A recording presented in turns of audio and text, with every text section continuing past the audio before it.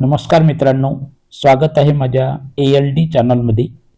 एका गावात दोन शेतकरी होते, गन्नू आणि भिकू। दोघांनी एकाच वेळी ऊस लावला, एकाचं जमिनीत, एकाचं आकाशाखाली। पण फरक होता स्वभावात। भिकू उतावळा, गन्नू संयमी। काही महिन्यांनी दुष्काळ पडला, पाणी कमी झालं। भिकू घाबरला, त्याने अर्धवट ऊस कापून विकला। थोडे पैसे मिळाले, पण शेत रिकामं झालं। गनू मात्र थांबला। पाणी संपलं तरीही थांबला, आणि एका रात्री मुसळधार पाऊस आला।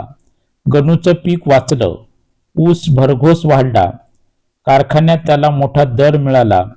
भिकू शांत उभा होता।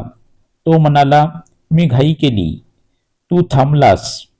गनू हसून म्हणाला, संयमाचं फळ उशिरा येतं, पण गोडच येतं। घाईने आपण अर्धवट फळ तोडतो, संयमाने पूर्ण गोडी मिळवतो। संयमाचं फळ नेहमी गोडच असते। कथा जर आवडली असेल तर कृपया माझ्या चॅनलला लाईक करा, शेअर करा। चॅनलवर जर नवीन असाल तर चॅनलला सबस्क्राईब करा, बेल आयकॉन दाबा।